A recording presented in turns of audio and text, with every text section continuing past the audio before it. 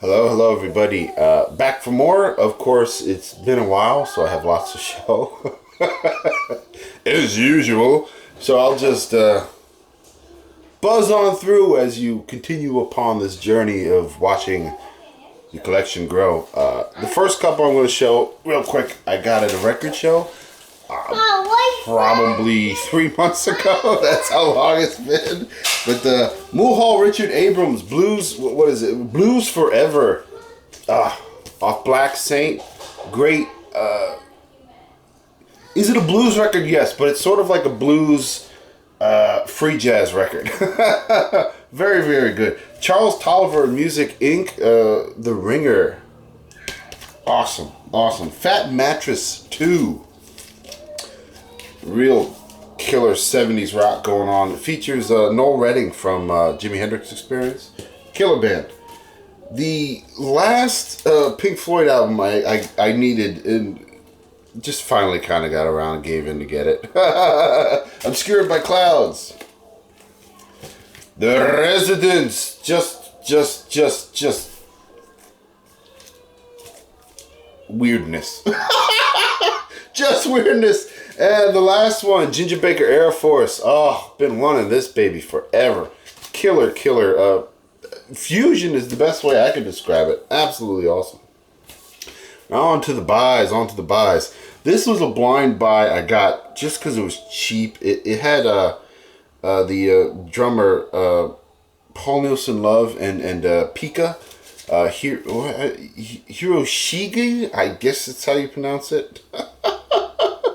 Japanese female drummer from the band, oh crap, what the hell is that band called? Of course, I'm drawing blanks, but whatever. But just, it's Jojo PQ, Hiroshima, Paul Nielsen Love, and Osa and Lasse something, whatever the hell. 4 people just doing a noise record. 2 drummers. Like an electronic noise dude, and then a guitar guy just going off.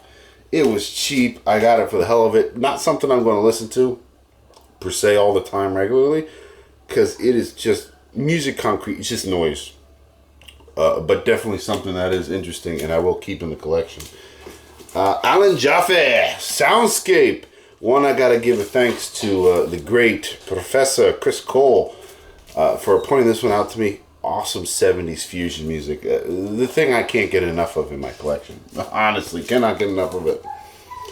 Oh, this album came out like a year and a half ago, 2015, and I just never got around to getting it.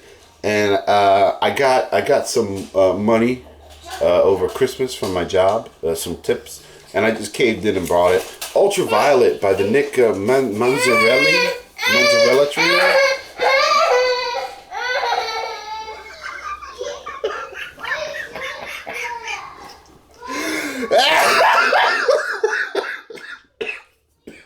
That's why I can't make videos. Nick Manzarella Trio. Ultraviolet. I'll put a Bandcamp link down for this one. Great sort of a standard jazz mixed with some free elements. It sounds like it could come off of like a Blue Note from the 60s, but it is fresh as hell. Awesome jazz record. Trio music, just bass, drums, and saxophone. Sort of the trifecta when it comes to jazz. New Eye, baby. New Eye. What the hell is this one called? Vision in the Angel's Light. Eye is an awesome band. That is part sort of spacey psychedelic, part metal, part stoner. I mean, at times you swear they sound like Pink Floyd. Like, oh shit, it's a Pink Floyd lost record. But which is weird because this band has gone through some changes. I think it lost like 2 members and added like 3, like another 2 members. Lisa Belladonna on guitar, who is just ripping through shit like you couldn't believe. But I mean, it's like half the band is different, but it's still the exact same sound, which to me is amazing. Awesome record. Give it a spin if you guys don't know about the band. See Jesus with Isaiah Mitchell. Tranquilonauts.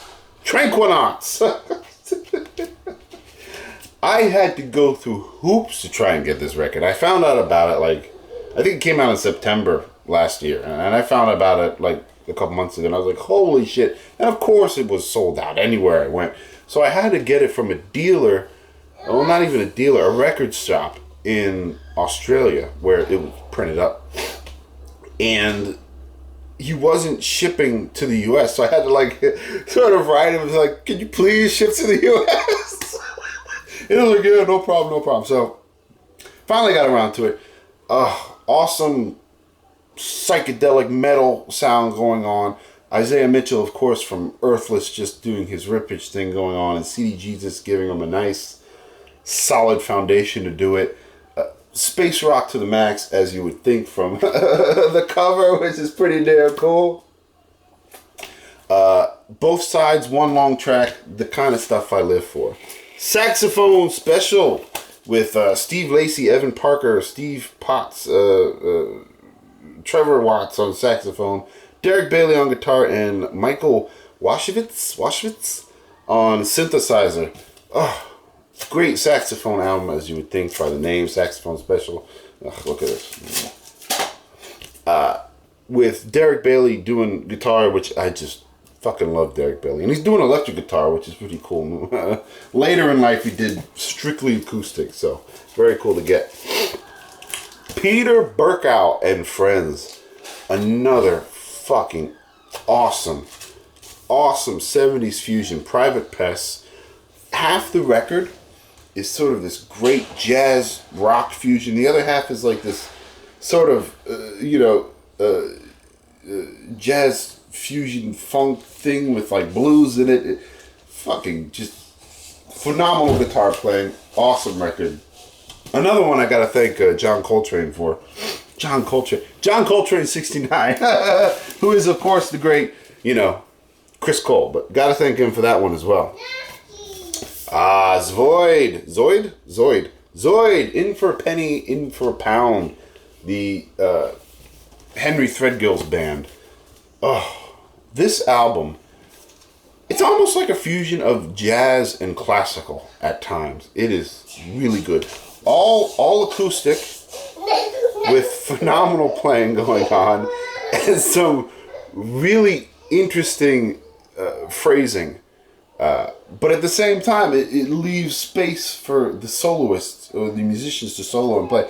Each song is sort of written for a particular instrument, drums and percussion, cello, trombone and tuba, guitar. So it definitely leaves room for improvisation, but it is just Henry Threadgill at his best. It's hard to describe, because if you know Henry Threadgill, he just writes on a level that other people don't. McDonald and Giles. Of course, two members from King Crimson. I think this came before King Crimson, or it came out after King Crimson, but it was written before King Crimson. I think that's what the case was. Another just 60s progressive music at its best. Psyched out and funky at times. Really enjoyed it. Black Bombium with Peter Brotzman.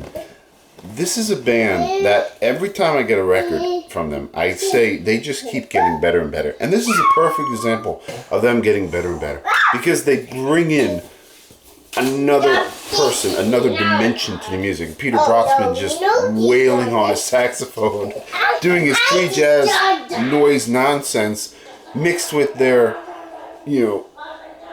gravacious space rock. It's, absolutely love it. I think 4 tracks on this, all just sort of broken up into parts, so it's one long side. Absolutely wonderful. Check them out. Love Black Bombium. And to bring in the jazz influence to the music, whole nother level. This was an awesome one. Bought on recommendation. Mike Moss, 4 Rivers Upstream. I think it's a private press from 70 God knows what something. And this is just hard to describe. I guess the best way to say it is a jazz fusion, but it's not like a normal jazz fusion. It's very sort of world influence, a world classical folk influence going on there. Really damn awesome. Just, again, I mean, I say it all the time, but it's the kind of music I can't get enough of. These private presses from the 70s, just fucking fantastic. And to close out this long video, 3 new Orson Space Collectives, which, if you know anything about me, is a band I love and just voraciously get anything I can from them. But live in the Trondheim, 2007. Give Your Brain a Rest from the Matrix. This came out originally in like 2008, I think, or 2009. Something like that. But it's the first vinyl issue of it. Absolutely love it. Absolutely love it. And their newest release, which is actual new album cut, Visions of. Oh, just again, to me, in my opinion, the best improvised space rock band that there is out there.